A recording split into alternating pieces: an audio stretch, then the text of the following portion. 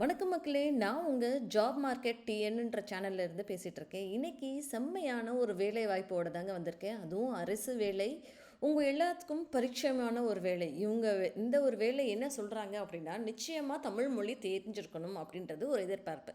சம்பளம் கொஞ்சம் இல்லைங்க, 85,000 ரூபா. ஸோ எடுத்தோடனே 85,000 நமக்கு கிடைக்கிது அப்படின்னா எவ்வளோ பெரிய ஒரு பாக்கியம் பண்ணியிருந்திருக்கோம் நம்ம. அதுதாங்க இந்த ஒரு வேலை. இது எனக்கு இல்லை அப்படின்னு நீங்கள் நினச்சிங்கன்னா மறக்காமல் உங்கள் ஃப்ரெண்ட்ஸ்க்கு எல்லாத்துக்கும் ஃபார்வர்ட் பண்ணுங்கள். யாராவது ஒருத்தவங்களுக்கு லைஃப் சேஞ்சிங் மூமெண்ட்டாக இருக்கும். சரிங்களா? சேனலை சப்ஸ்கிரைப் பண்ணாதவங்க ப்ளீஸ் சப்ஸ்கிரைப் பண்ணிக்கோங்க. இந்த மாதிரி ரெகுலராக வீடியோஸ் நான் போட்டுகிட்டே இருக்கேன். என்னையே சப்போர்ட் பண்ணுங்கள். வாங்க வீடியோக்குள்ளே போகலாம். இது என்ன நோட்டிஃபிகேஷன் அப்படின்னு சொல்லி பார்த்தோன்னா, சென்ட்ரல் பேங்க் ஆஃப் இந்தியா, நம்ம எல்லாத்துக்கும் தெரிந்த ஒரு நிறுவனம் தானே. நிறுவனம் இல்லைங்க, அரசாங்க உத்தியோகம் அப்படின்றது தான். இவங்க தான் இப்போதைக்கு வேலைக்கு ஆட்களை எடுத்துகிட்டு இருக்காங்க. சரிங்களா? ஸோ என்ன ரோலுக்கு அப்படின்னு சொல்லி பார்த்தோன்னா, ஜூனியர் மேனேஜ்மெண்ட் அப்படின்ற ஒரு ரோலுக்கு, ஜோன் பேஸ்ட் ஆஃபீஸர் அப்படின்ற ஒரு ரோலுக்கு தாங்க எடுக்கிறாங்க. சரிங்களா?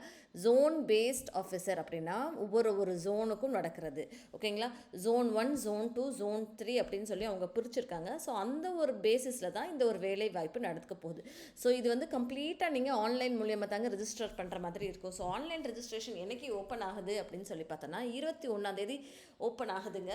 ஸோ க்ளோசிங் டேட் அப்படின்னு சொல்லி பார்த்தோன்னா, February மாதம் 9ஆவது தேதி வரைக்கும் நீங்கள் அப்ளை பண்ணலாம் இந்த ஒரு வேலைக்கு.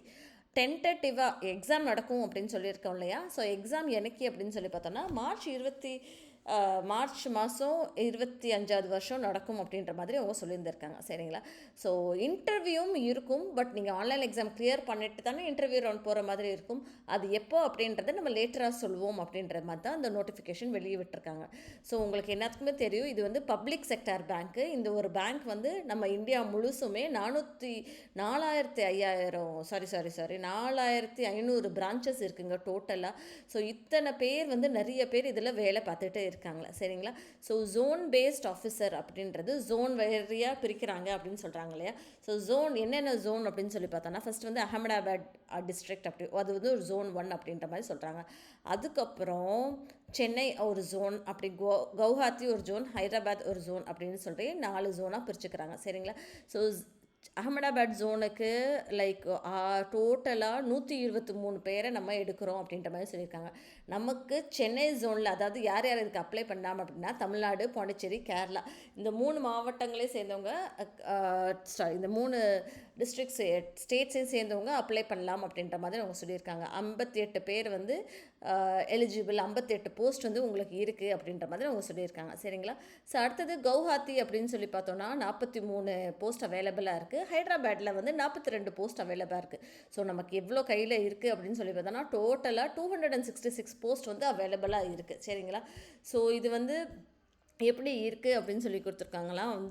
அப்ளிகேஷன் ஃபர்தராக நீங்கள் ஆன்லைனில் தான் ஃபில் பண்ணுற மாதிரி இருக்கும். அப்புறம் டாக்குமெண்டேஷன் வெரிஃபிகேஷன் இருக்கும். டாக்குமெண்டேஷனில் என்னென்ன நடக்கும் அப்படின்னு சொல்லி பார்த்தோன்னா, உங்களுடைய எஜுகேஷ்னல் குவாலிஃபிகேஷன், உங்களுடைய experience, caste, character, medical fitness, biometric verification, இது எல்லாமே தான் அவங்க பண்ணுவோம் அப்படின்ற மாதிரி அவங்க சொல்லியிருக்காங்க. சரிப்பா, இதுக்கு எலிஜிபிலிட்டி என்ன அப்படின்னு சொல்லி பார்த்தோன்னா, நீங்கள் சிட்டிசன் ஆஃப் இந்தியாவாக இருக்கணும்.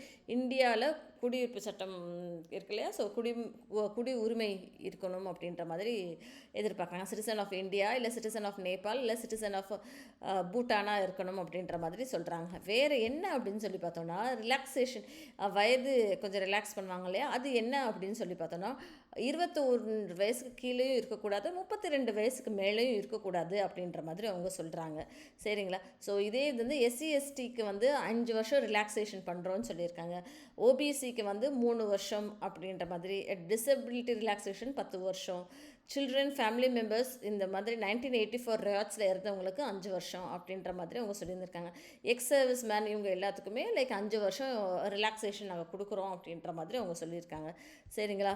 ஸோ டீட்டெயில்ஸ் எஜுகேஷனல் குவாலிஃபிகேஷன் என்ன படிச்சிருக்கணும் அப்படின்னு சொல்லி பார்த்தோன்னா, நீங்கள் ஒரு கிராஜுவேட்டாக இருக்கணும். ஏதோ ஒரு யூனிவர்சிட்டியிலேருந்து ஒரு கிராஜுவேஷன் டிகிரி படிச்சிருந்தால் போதும் அப்படின்றது தான் எதிர்பார்க்குறாங்க. அது பிஏவாக இருந்தாலும் சரி, அது பிகாமாக இருந்தாலும் சரி, அது பிஎஸ்சியாக இருந்தாலும் சரி, இல்லை பிடெக்காக இருந்தாலும் சரி, ஏதோ ஒரு இதில் கிராஜுவேஷன் முடிச்சிருந்துருக்கணும் அப்படின்ற மாதிரி தான் அவங்க சொல்கிறாங்க. சரிங்களா?